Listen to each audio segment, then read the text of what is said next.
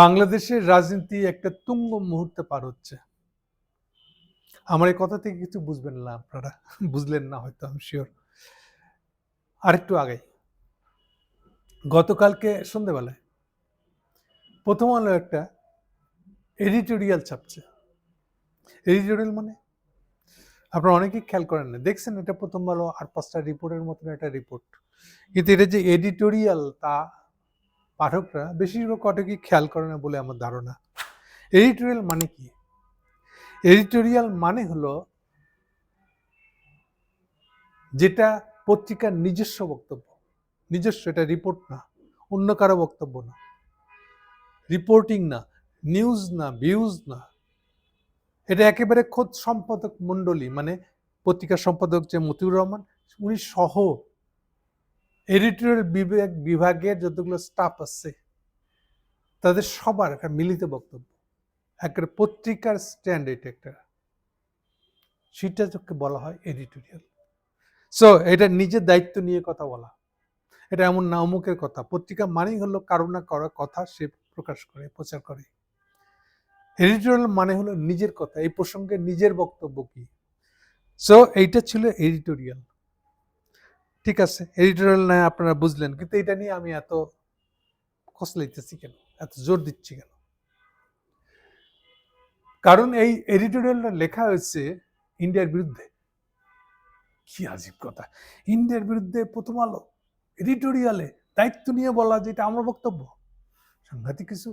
হ্যাঁ, আসলেই সাংঘাতিক কিছু। ভিতরে কাহিনী শুনলে আপনাদের মনে হয় এই তো অবিশ্বাস্য, যেন বা তারে হাদির মুখপাত্র হয়ে গেছে তারা। অদ্ভুত ব্যাপার, কিন্তু এরকম কেন হলো এইটা নিয়ে এখন আপনাদেরকে আমি ব্যাখ্যা করব। এই ব্যাখ্যা অনেক লম্বা, আমি ছোট করতে চেষ্টা করেও যতটুক করছি এটা বোধহয় 40 মিনিট থেকে 1 ঘন্টা হয়ে যাবে। তাই খুব সম্ভবত, এখন আমি শিওর না, এটা 2 পর্বে করতে হবে বোধ হয়। আমার এডিটররা ঠিক করবে ওইটা। আমি এখন চেষ্টা করব এটা যতদূর সম্ভব আগে রেকর্ডিংটা শেষ করতে। 2 পর্ব দেখলে পরে আপনারা অবাক হবেন না, দুটো একই ইস্যুতে।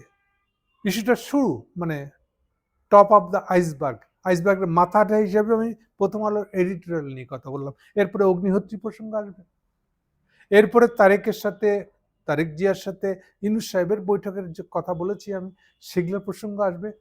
এক কথায় বাংলাদেশের এখনকার নাট্যমঞ্চের সাথে মূল ঘটনা যেটা, সে সবগুলো আসবে এর সাথে রিলেটেডলি।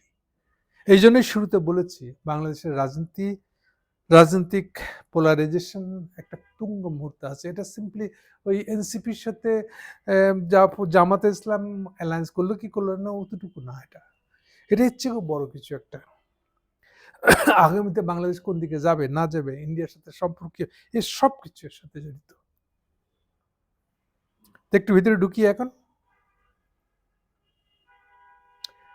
এর পাশাপাশি আবার প্রথম আলো এটা লিখেছে, এখন কোনটা আগে হচ্ছে সমস্যা, কি আগে পরে। তাহলে একটা হলো সন্ধ্যেবেলায় প্রথম আলোর এই এডিটোরিয়ালটা ছাপা হওয়া। ইউজুয়ালি এডিটোরিয়াল ছাপা হয় সকালবেলা, মানে পাঠক দেখে প্রিন্টেড পত্রিকায় সকালবেলা, আর রাত 12টায় যখন আজকাল ওয়েব পেজের দিন, পত্রিকা ওয়েব পেজে বার হয়, তো ওয়েব পেজে রাত 12টার পরে দেখতে পায়। কিন্তু সন্ধ্যেবেলা এডিটোরিয়াল ছাপাইছে, এটা অদ্ভুত কাণ্ড, এক্সেপশনাল, ঠিক আছে।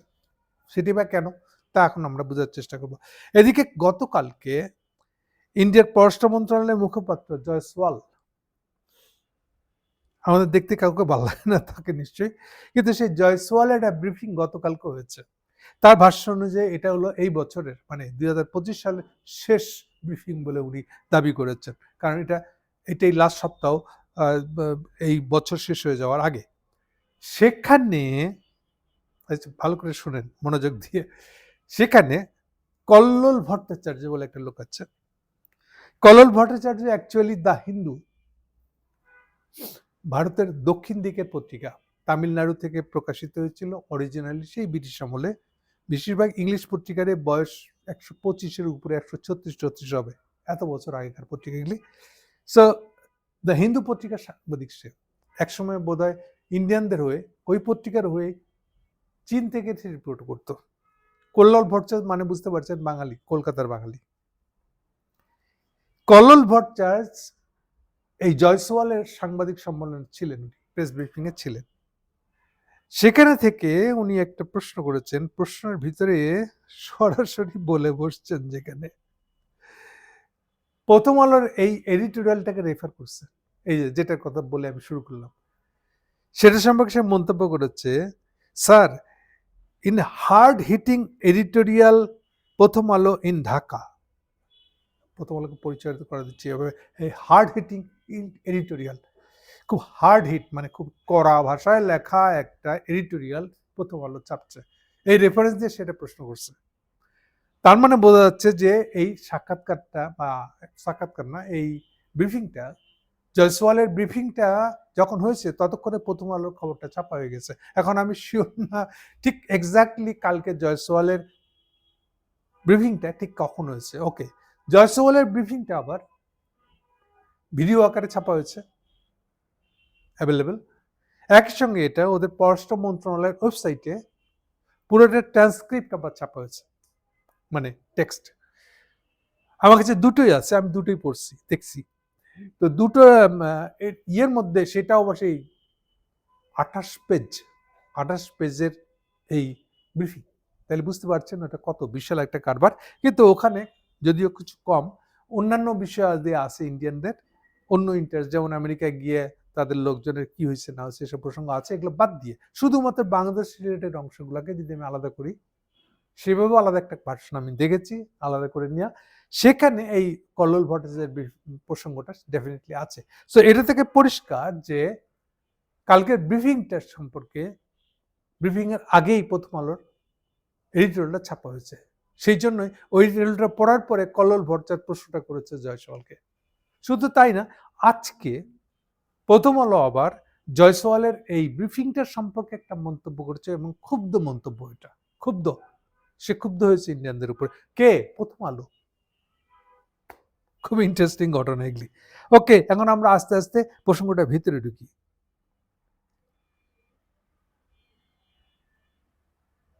ব্রিফিং প্রসঙ্গটা হলো, আচ্ছা আগে মূল কথাটা একটু বলে দিই, ওই যে বলেন না শেষের কথাটা আগে বলে নাও, সেই অর্থে একটু বলে দিই। ইন্ডিয়ানদের পজিশনের দুটা দিক হয়ে গেছে, না খুব শার্প ডিফারেন্স বলা যাবে না, বা এক কথায় বললে প্রথম আলোর সাথে ইন্ডিয়ান ব্রিফিং এর ফারাকটা কেন হচ্ছে, ইন্ডিয়া কেন একে সমালোচনা করে বসতেছে এই একালে এসে, যখন অলরেডি প্রথম আলো পুড়ে দেওয়া হয়েছে।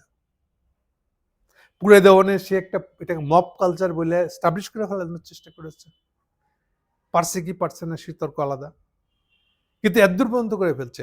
কিন্তু তাহলে এখন সে ইন্ডিয়ার হাত থেকে সম্পর্কহীন করতে যাচ্ছে কেন নিজেকে, এটাই ব্যাখ্যা করবো কি করে। ওকে, যেই প্রসঙ্গটা এখন আমি যে কথাটা বলবো, এই কথাটা মাথায় রেখে এই পুরো আমার ব্রিফিংটা, এই রিপোর্টিংটা, আমার ভিডিওটা আপনারা দেখার সময় এই বিষয়টা ব্যাকগ্রাউন্ডে, মাথার ব্যাকগ্রাউন্ডে রাখবেন, তাহলে আপনারা অনেক কিছু সহজে বুঝতে পারবেন। এবার সেই হিন্সটা বলি। অগ্নিহোত্রীর কথা অনেকবার বলেছি আমি। অগ্নিহোত্রী রয়ের station chief, decide in Bangladesh, মানে বাংলাদেশকে কেন্দ্র করে যে রয়ের স্টেশন চিফ একজন থাকার কথা, অগ্নিহোত্রী হচ্ছে সেই লোক। আমি অনেকবার এর সম্পর্কে বলেছি, কিন্তু বাংলাদেশের অবস্থা খারাপ বলে, মানে ইউনূস সাহেব ক্ষমতায় আসার পর থেকে অগ্নিহোত্রী ঢাকায় থাকে না, ইন্ডিয়ায় বসে থেকে সে স্টেশন চিফের কাজ করে, যেহেতু ইন্ডিয়া বাংলাদেশে বসে থাকাটা এখন আর সম্ভব না।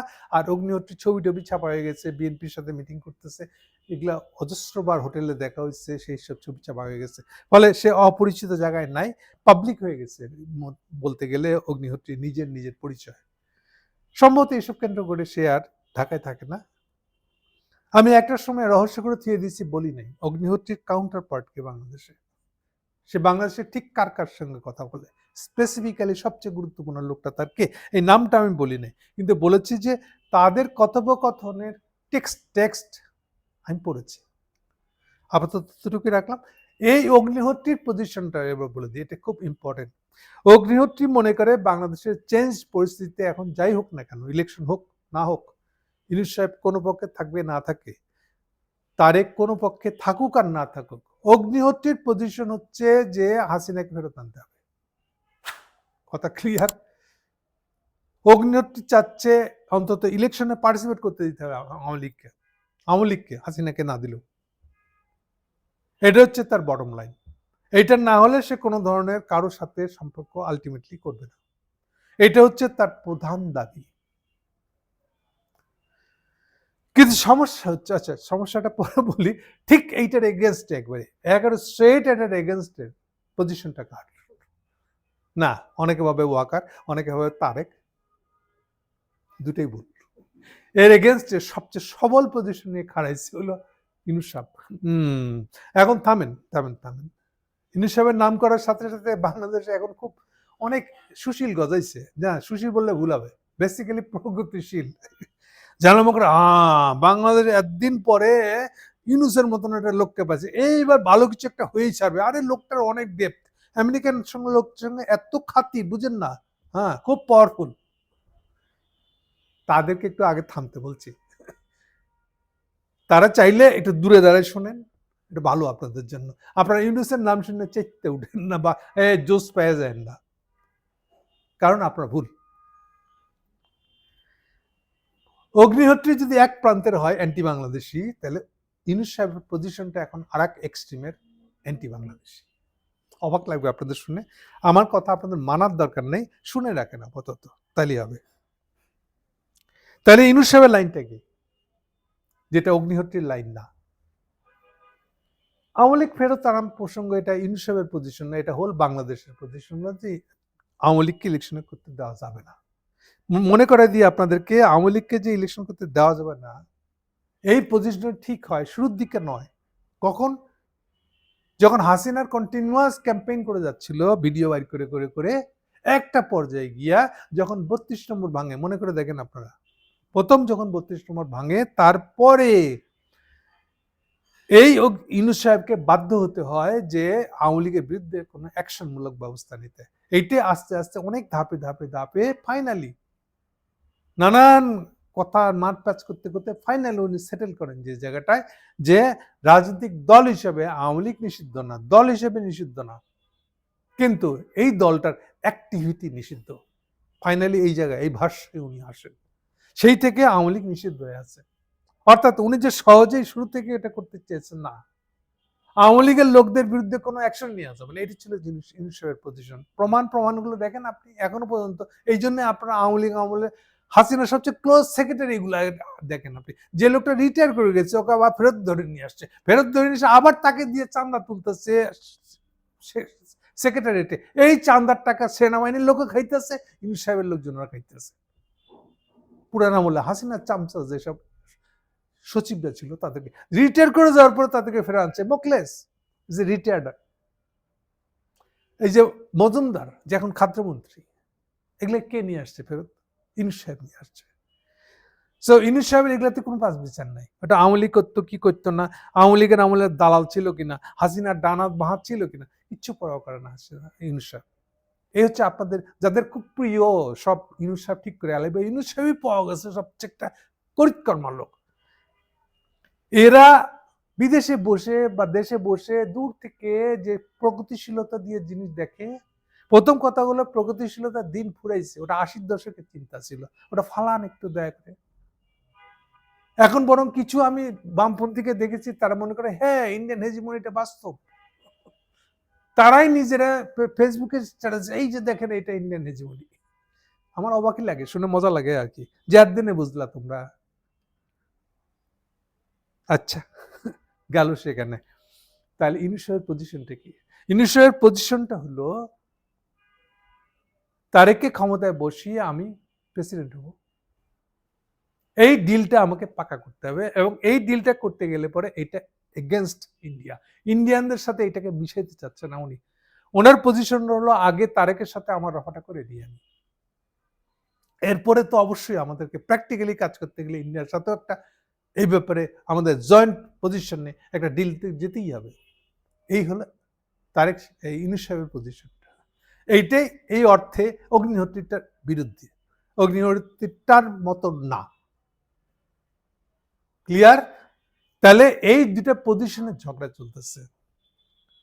হিন্টস হলো, তাহলে প্রথম আলোর পজিশনটা কার পক্ষে? প্রথম আলো এই প্রথম অগ্নিহোত্রীর হাত ছেড়ে দিয়ে ধুলা জেরে উঠে বসছে। অনেক হয়েছে ইন্ডিয়ান দালালি, টাকা পয়সা দিবে কিনা ওগুলো নিয়ে পরে একটু চিন্তা করব।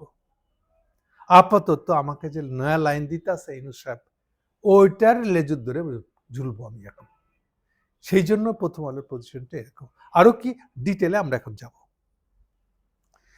তাহলে মূল বিষয়টা হলো এই যে Agnihotri pro and Agnihotri against. এগেনস্টের নেতৃত্ব দিচ্ছে আসলে ইউনূস সাহেব, কিন্তু এখনো পর্যন্ত তারেকের সাথে ফয়সালাটা হয় নাই, কিন্তু এটা কোন দিকে যাবে জানি না। আনন্দবাজারে যে খবরটা ছাপা হয়েছে এটা একটা অনুমান করে যে আচ্ছা, আবার অগ্নিহোত্রীর পজিশনটাই ওভারঅল মোদি গভর্নমেন্টের পজিশন, এরকম মনে করাটা ভুল হবে। গভর্নমেন্টের পজিশনটা হচ্ছে, মোদী সরকারের পজিশনটা হচ্ছে ওভারঅল অগ্নিহোত্রীটা যেমন কঠোর, আমাকে হাসিনাকেই ফেরত আনতে হবে, শুধু এতটুকু নিয়ে চিন্তা করলে হোল পররাষ্ট্র মন্ত্রণালয়ের মোদী সরকারটা এতটুকুতে চলে না। ওকে অনেক ফর্মালিটিমূলক অনেক কথাবার্তা বলতে হয়, হ্যাঁ হুঁ করতে হয়, না মানলেও হ্যাঁ হুঁ করতে হয়, পাশ কাটে যেতে হয়। সেই হিসাবে পররাষ্ট্র মন্ত্রণালয় বা জয়শঙ্করদের পজিশন, মোদীর পজিশনটা হলো ওভারঅল। অগ্নিহোত্রী চাইলে স্পেসিফিক যে আমার হাসিনা ফেরত আনার ব্যাপারটা কি হচ্ছে, ওটা দিয়ে আমি ঠিক করবো যে কার সঙ্গে কতটুকু যাব। সেই হিসাবে তার তো অবশ্যই বরাবরের মতন এই অগ্নিহোত্রীরই আরো একটা আছে, আর নামই বলে দিই, তার নাম হলো মাথুর, যে লন্ডনে থাকে। জামাতের শফিক সাহেবও যে এখানে লন্ডনে গিয়ে কথা বলে আসছে, ওর নাম মাথুর। মাথুরের কথা আপনাদেরকে আগেও বলেছি, মাথুর নয়, ডাইরেক্ট রয়ের এমপ্লয়ি আর নয়, এককালে ছিল, এককালে রয়ের লোক ছিল, বাংলাদেশের স্টেশন ছিল, কিন্তু ওখান থেকে রিটায়ার করার পরে সে লন্ডনে স্থায়ীভাবে বসবাস করছে, মানে সাময়িক স্থায়ী টাইপের। আর সবচেয়ে ভালো সম্পর্ক তার হলো তারেকের সাথে। তাহলে এবার ওই অর্থে তারেকের সাথে, মানে অগ্নিহোত্রীদের সাথে, ইন্ডিয়ানদের সাথে তারেকের কথা আছে, চুক্তি আছে, আন্ডারস্ট্যান্ডিং আছে, সবকিছুই আছে। কিন্তু স্পেসিফিক অগ্নিহোত্রীর যে পজিশনটা, আমাকে হাসিনাকে ফেরত আনতেই হবে, এই ব্যাপারটা এখনো পর্যন্ত তারেকের সাথে হাঁ হুঁ হয় নাই। সম্ভবত সে ফেলে রাখছে, ইউনূস সাহেবের সাথে কি হয় দেখে নি, তারপর ওটা আবার ঠিক করব। এই অবস্থাতে এটাকে জোর দেওয়ার জন্য, ইন্ডিয়ানদের সাথে সম্পর্কটা তারেকের অনেক ঘনিষ্ঠ, এইটা প্রকাশ করার জন্য আনন্দবাজার কদিন আগে যে কথাটা ফাঁস করে দিয়েছিল রীতিমতো পত্রিকায় লিখে, যে তারেকের সাথে তাদের রেগুলার কথা হয় তেন অমুক তমুক, সেটা হলো ওটার আলোকে। আশা করি পরিষ্কার হয়েছে আপনাদের কাছে বিষয়টা। এখন আমরা প্রথম আলোর পজিশনটা চলে যাই, যেটাতে সে সম্পাদকীয় লিখেছে, সম্পাদকের মধ্যে আসলে কি লিখেছে দেখেন।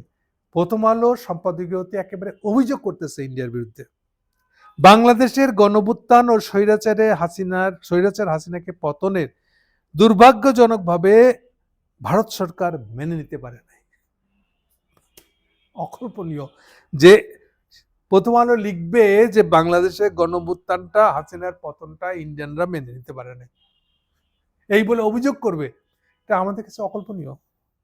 কিন্তু এইটাই তার প্রথম বাক্য সম্পাদকীয়ের মধ্যে। মনে রাখবেন এটা সম্পাদকীয়, কিন্তু এই জন্য কথা বলার ঢং কেমন দেখবেন, আমরা মনে করি না এরকম, এই আমরাটা মানে হলো আমরা সম্পাদকীয়, আমরা হল প্রথম আলোর পজিশন। এটা বাংলাদেশের জনগণের কাছে, তারপর লিখতেছে, বাংলাদেশের জনগণের কাছে এটা পরিষ্কার যে ভারতের সমর্থনের কারণেই আওয়ামী লীগ সরকার এই দেশে দীর্ঘদিন স্বৈর শাসন জারি রাখতে পারছিল। 16 বছরের অভিযোগ, চিন্তা করেন। ইন্ডিয়ার সমর্থনের জন্য হাসিনা টিকে ছিল 16 বছরে। এই প্রথম আলো জাস্ট উল্টা আচরণ করছে, এখন পুরা ঝেড়ে ফেলে দিয়ে বলতেছে হাসিনার দায় আমি নিব না, ইন্ডিয়ান দায় আমি নিব না। মজা না? হেভি মজার। কিন্তু সে অভিযোগ করতেছে 16 বছর ধরে হাসিনা টিকে ছিল ইন্ডিয়ানদের কারণে। ভাই এমন অ্যান্টি ইন্ডিয়ান বাংলাদেশে বহু মানুষই না। প্রথম আলো আজকে এই জীবনের শেষ বেলায় মরতে মরতে বাঁচিয়ে এই যে আগুন লাগায় পুড়াই দিছিল মানুষে, এই অবস্থায় এখন তার হুঁশ হয়েছে, সে কমপ্লিটলি ঝেড়ে ঝুড়ে এখন দায় দায়িত্ব নিতে যাচ্ছে না, এই হচ্ছে অবস্থা বাংলাদেশের জনগণের। আচ্ছা, তারা শেখ হাসিনার সব অপকর্ম এবং ভোটারবিহীন ও একতরফা নির্বাচনের বৈধতা দিছিল। এইরকম বাক্য হাসিনা প্রথম আলোর কাছ থেকে কখনো শুনে নাই, আশাও করে নাই, এত ওপেন খোলাখুলি বলে নাই। কায়দা করে বলছে অথবা নিন্দা করছে ভোটের এরকম হওয়া, কিন্তু একেবারে দায় দিয়া হাসিনাকে, ইন্ডিয়াকে দায় দিয়ে বলতেছে তোমারাই বৈধতা দিছিল হাসিনা, এরকম ভাবে কখনো বলে নাই। বাংলাদেশের গণতন্ত্র প্রত্যাশী জনগণ 2024 সালের জুলাইয়ে গণঅভ্যুত্থানের মধ্যে দিয়ে এই স্বৈর শাসকের অবসান ঘটায়। বাংলাদেশের গণঅভ্যুত্থানের বিরুদ্ধে অবস্থান নিয়ে ভারত কার্যত বাংলাদেশের জনগণের বিরুদ্ধে অবস্থান নিয়েছে। ওরে বাবা রে বাবা, এই এত বাংলাদেশ প্রিয় প্রথম আলোর জীবন চিন্তা করতে পারি নাই। অভিযুক্ত করছে দেখেন ইন্ডিয়াকে, গণঅভ্যুত্থানের বিরুদ্ধে ভারত দাঁড়িয়ে পুরা বাংলাদেশের মানুষের বিরুদ্ধে দাঁড়িয়েছে ইন্ডিয়া। এ আমরা কল্পনা করতে চাই জানি না। আরেকটু মনে করে দিই, এই যে মোদি যখন প্রথম ইউনূস সাহেব ক্ষমতা নিল, এই যে বলা শুরু করলো চারিদিকে হিন্দু নির্যাতন হচ্ছে, সংখ্যালঘু নির্যাতন হচ্ছে, তখন এই প্রথম আলোই কিন্তু হিন্দু বৌদ্ধ খ্রিস্টান তার স্টেটমেন্ট সবচেয়ে বড় করে দেখায় নাই, ছাপে নাই, কোথায় কত হিন্দু মসজিদ তার তালিকা দেয় নাই, রানা দাশগুপ্তদের এই বকওয়াজ, এই চাপাবাজির পক্ষে রিপোর্টিং করে নাই। এখন কোথায় গেল? হ্যাঁ, এখন ধুলা জেরে উঠে দাঁড়াতে চাইলে হবে? যাই হোক, বুঝছি আর কি আপনি এখন উঠে দাঁড়াতে চাচ্ছেন, ইন্ডিয়ানদের দায়, হাসিনার দায় নিতে চাচ্ছেন না। ওকে, আর একটু আগাই। সবচেয়ে বড় কথা, ভারতে আশ্রয় নিয়ে পদচ্যুত স্বৈরশাসক ও বর্তমানে মানবাধিকার বিরোধী অপরাধের মৃত্যুদণ্ডপ্রাপ্ত হাসিনা নানা উস্কানিমূলক কথাবার্তা ও কার্যক্রম চালিয়ে গেলেও ভারত সরকার তার নিয়ন্ত্রণের চেষ্টা করে নাই। সাংঘাতিক অভিযোগ। এই প্রথম হাসিনাকে এইভাবে প্রথম আলো এবং ইন্ডিয়াকে প্রথম আলো অভিযুক্ত করতেছে যে হাসিনা ইন্ডিয়াতে বসে এই তোমরা ওকে জায়গা দিচ্ছ, প্রশ্রয় দিয়ে ওকে উস্কানি দিচ্ছ যেন বাংলাদেশ বিরোধী বক্তব্য দেয়। এটা আমি স্বপ্ন ভাবতে পারি না যে ইন্ডিয়ার এই ভাষায় ইন্ডিয়াকে গালি দিবে। আওয়ামী লীগ সরকার নানা পর্যায়ের লোকজন, শুধু হাসিনার নামে অভিযোগ করেছে তা নয়, পরেরটা শুনেন, নানা পর্যায়ের লোকজন ও সহস্রাধিক নেতাকর্মী যারা ক্ষমতায় থাকার সময় হত্যা, গুম, খুন, দুর্নীতির মতো অপকর্মে জড়িত, তারাও ভারতে আশ্রয় নিয়ে নানা উস্কানিমূলক বক্তব্য দিয়ে যাচ্ছেন। মানে পুরা এডিটোরিয়ালটা হচ্ছে ইন্ডিয়াকে অভিযুক্ত করা, প্রত্যেকটা প্যারায় একটা করে অভিযোগ আছে ইন্ডিয়ার বিরুদ্ধে। বলতে চাচ্ছে হাসিনা সাথে করেছে হাজারের উপরে নেতা কর্মী নিয়ে গেছে, সব তো চোর, টাকা ভর্তি নিয়ে গেছে, পকেট ভর্তি করে, এবং তারা বাংলাদেশের জনগণের বিরুদ্ধে তৎপরতা করতেছে ওখানে, এবং তাদেরকে এই তৎপরতা করতে দিচ্ছে ইন্ডিয়া। খুব স্পেসিফিক অভিযোগ। কিন্তু বাংলাদেশের জনগণের কাছে এটা মনে হয়, এই পরের বাক্যটা দেখেন, খুব সিরিয়াস, বাংলাদেশের জনগণের কাছে এটা মনে হওয়ার যথেষ্ট কারণ আছে যে ভারতের ভূখণ্ড বাংলাদেশ বিরোধী কাজে ব্যবহৃত হচ্ছে। কি করবো, হাসবো না কাঁদবো? ভারতের কূটনীতিক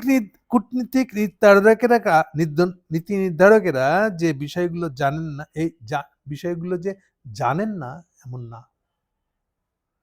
আরো কড়া অভিযোগ।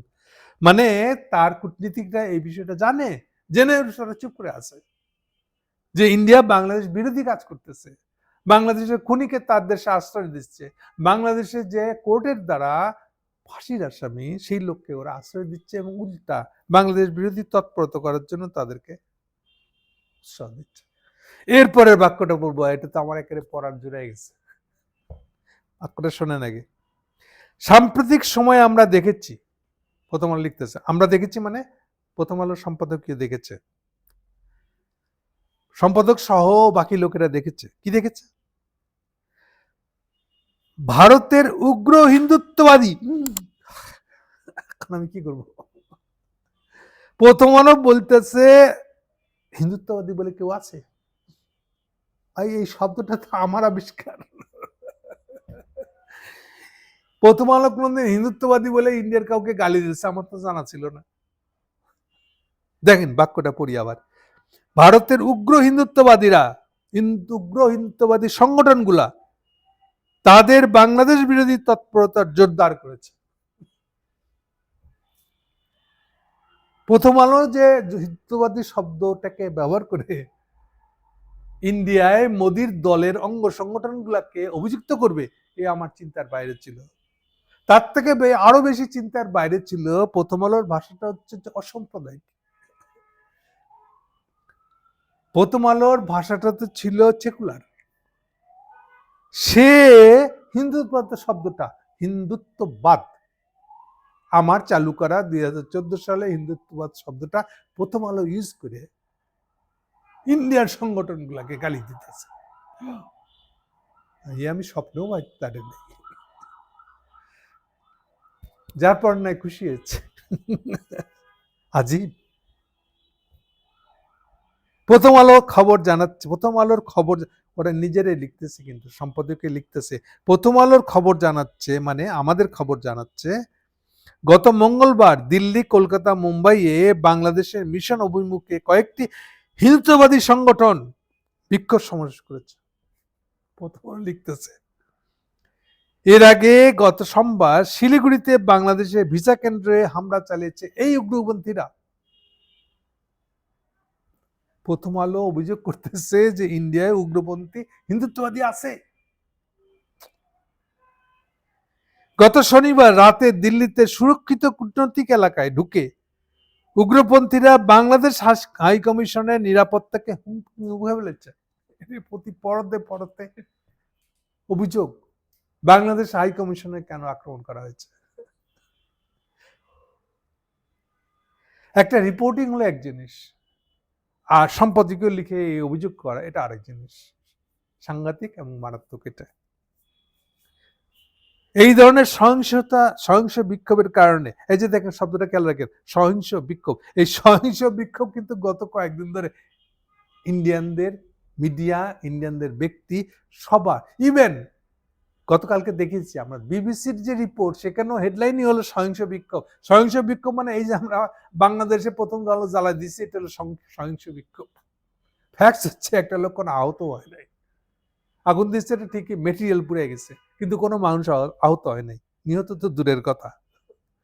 তারপরও বাংলা বিবিসি এই ঘটনাটাকে সহিংস বিক্ষোভ বলেছে। আর সেই সহিংস বিক্ষোভ কারণ প্রথম আলো ইউজ করতেছে ইন্ডিয়ানদের বিরুদ্ধে। হচ্ছে তাৎপর্য, তামসা। সহিংস বিক্ষোভের কারণে বাংলাদেশকে দিল্লি, আগরতলা, মুম্বাইয়ের ভিসা কেন্দ্র বন্ধ রাখতে হয়েছে। আপনাদের কারোটা আগে দিই, বাংলাদেশ অলরেডি সিদ্ধান্তই নিচ্ছে কোনো ইন্ডিয়ানকে ভিসাই দেবে না। ফলে তারা হামলা করতেছে, ভালো কথা। আমরা অ্যাজ এ রিয়াকশন, প্রতিক্রিয়া হিসাবে কোনো ইন্ডিয়ানকে আর ভিসাই দিব না। এই জন্য সব ভিসা অফিস, ইন্ডিয়াতে থাকা সব ভিসা অফিস বন্ধ করে দেওয়া হয়েছে। ভারতের এসব ধারাবাহিক কর্মকাণ্ডে বাংলাদেশের নাগরিকদের, বিশেষ করে তরুণ এইটা হলো খুব মারাত্মক, কিন্তু ইন্ডিয়ানদের এই কর্মকাণ্ড দেখে বাংলাদেশের নাগরিকদের, বিশেষ করে তরুণ জনগোষ্ঠীর ক্ষোভ বাড়ছে, যার প্রভাবে বাংলাদেশের আভ্যন্তরীণ রাজনীতিতে উত্তেজনা ও সহিংসতা বাড়তেছে। ও ভাই প্রথম আলো, তাহলে তো আপনাদের প্রথম আলো আমরা পুরাই দিয়ে তো খারাপ করি না, কি বলেন, তাই না? হ্যাঁ, ইন্ডিয়াদের জন্য তো আপনাদের উপর আমার ক্ষোভ বাড়ছে, এবং আপনাদের উপরে ক্ষোভের কারণে আমরা পত্রিকা জ্বালাই দিছি আমরা, ঠিক না? তাহলে তো আপনি এটাকে ঠিকই বলতেছেন, হ্যাঁ, প্রশংসা করতেছেন তো নাকি? ও ভাই একটু চিন্তা করে বলেন, আপনি ঠিক বলছেন তো? আমি তো আপনার কথা প্রেক্ষিতেই বলতেছি, তাহলে আমরা তো ঠিক কাজই করছি। ইন্ডিয়ানদের ধারাবাহিক কর্মকাণ্ডের কারণে আমরা ক্ষুব্ধ হয়েছি, আমাদের তরুণ জনগোষ্ঠী ক্ষুব্ধ হয়েছে। ক্ষুব্ধ হইলে তো আমাদের এখানে সহিংসতা, উত্তেজনা বাড়ছে। সম্প্রতি এই দেখেন আরো আছে, সম্প্রতি ইনকিলাব মঞ্চের আহ্বায়ক শরীফ ওসমান হাদির হত্যাকাণ্ডের প্রধান আসামিরা ভারতে পালিয়ে যান বলে তদন্ত সংশ্লিষ্ট ব্যক্তিরা দাবি করছে। কাজে প্রথম আলো পুরায় আমরা খারাপ কিছু করি নাই, এটা প্রথম আলোয় ইনডাইরেক্টলি বলতেছে। খুনিদের ভারতে আশ্রয় পাওয়ার বিষয়টি বাংলাদেশের মানুষকে ক্ষুব্ধ করেছে। সো আমাদের ক্ষুব্ধ হওয়া জায়েজ, এবং আমাদের ক্ষুব্ধ হয়ে প্রথম আলো রেজিস্টার সহ আরো কিছু পুড়ে দেওয়াটাও জায়েজ। ইনডাইরেক্টলি প্রথম আলোর অভিযোগটা এতদূর পর্যন্ত গেছে, ভালো। আরো আছে, এটা হলো 5 নম্বর অভিযোগ। ময়মনসিংহের যে পোশাক শ্রমিক ছিল, দীপুচন্দ্র দাস তার মর্মান্তিক দুঃখজনক হত্যাকাণ্ডকে ভারতের উগ্র ডানপন্থীরা নিজেদের রাজনৈতিক স্বার্থে সেখানকার জনরস উস্কাতে ব্যবহার করছে।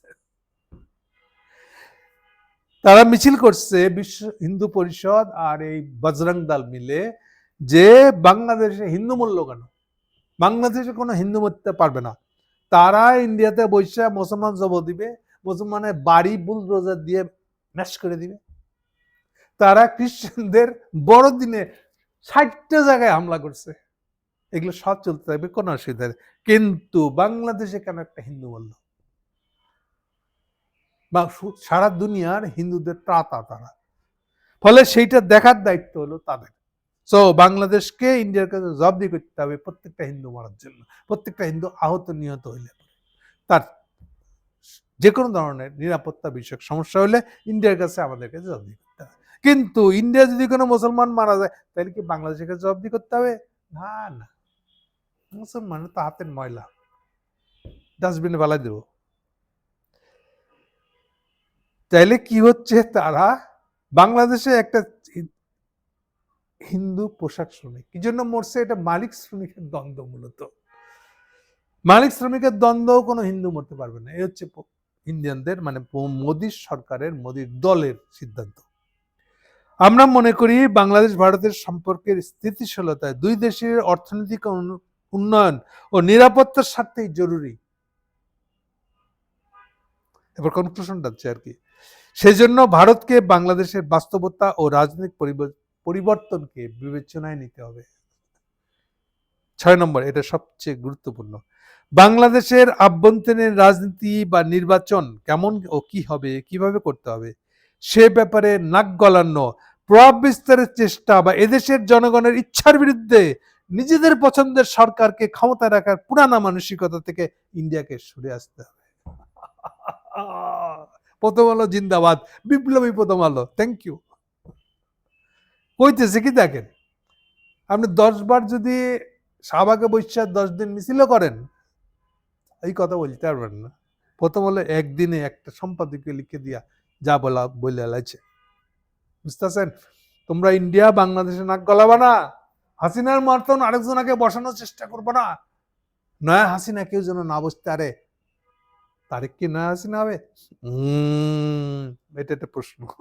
আচ্ছা, প্রশ্নটা আপাতত ধরে রাখেন। কত কড়া কথা বলছে দেখছেন? বাংলাদেশে নয়া হাসিনা বললে কাউকে বসতে দেওয়া যাবে না। এটা হলো প্রথম আলো সম্পাদকীয় দাবি। 7 নম্বর, এটা শেষ। আমরা আশা করি, প্রথম আলো আশা করে, ভারতের কূটনৈতিক ও রাজনৈতিক নীতি নির্ধারকেরা বাংলাদেশের মানুষের ক্ষোভ, উদ্বেগ ও আকাঙ্ক্ষার প্রতি শ্রদ্ধাশীল থাকবেন। সাবধান, সহনশীলতা ও দায়িত্বশীল আচরণই পারে কূটনৈতিক উত্তেজনা প্রশমন করতে। ইন্ডিয়া ভালো হয়ে যাও। এই পুরো সম্পাদকীয়টা হেডলাইন কি ছিল আরেকবার মনে করে দিই আপনাদেরকে। হেডলাইন ছিল যে ইন্ডিয়াকে দায়িত্বশীল আচরণ করতে হবে। প্রথম আলো গত 15-20 বছর এই ধরনের ভাষায় কোন কথা লিখছে কিনা আমার সন্দেহ আছে। ইন্ডিয়াকে দায়িত্বশীল হতে হবে, তার মানে হলো যে ইন্ডিয়া দায়িত্বশীল ছিল না, দায়িত্ববান নয়। তার হিস্ট্রি অনুযায়ী সে যে পুরো ঘটনাটা বলছে, এটা হচ্ছে 70 বছরের কাহিনী। তাহলে 70 বছরের যে দায়িত্ব জ্ঞানহীন ইন্ডিয়া, এইটা দাবি করতেছে প্রথম আলো। এর চেয়ে বড় কিছু হতে পারে? কিন্তু কেন এরকম? তাহলে ছোট করে বলছি এখন। এর মূল কারণ হলো এই ভাষ্যটা হলো, প্রথম আলোর ভাষ্যটা হলো ইউনূস সাহেবের ভাষ্য। এটা সত্য কিনা এটা আপনার মিলাই দেখবেন। সে এখন ইউনূস সাহেবের ভাষ্য নিয়ে খাড়াইছে, পরে ঠিক করবে ইন্ডিয়ান ভাষ্যটা সে নিবে কি নিবে না, কিভাবে নিবে। ইন্ডিয়ান ইন্টারেস্টটাও তো তাকে বইতে হবে, কারণ টাকা পয়সা তো ইউনূস সাহেব এত দিতে পারবে না। 2-4 লাখ টাকা কি 1 কোটি দিল, ডেইলি 1 কোটি টাকা খরচ হতো তার পত্রিকা বাইর করতে। এই টাকা পয়সা তো ইন্ডিয়ানরাই দেয়, বলে প্রথম আলো এর চেয়ে বেশি যাইতে পারবে না একটা লেভেলের পরে। তবে আপাতত গায়ে ধুলা ঝাড়ার জন্য, পাবলিকের সামনে নিজে খুব বালা এটা দেখানোর জন্য, আমি বালায় গেছি এটা বলার জন্য সেই কথাগুলো বলতেছে। এদিক থেকে দেখাটাই বোধহয় ঠিক হবে।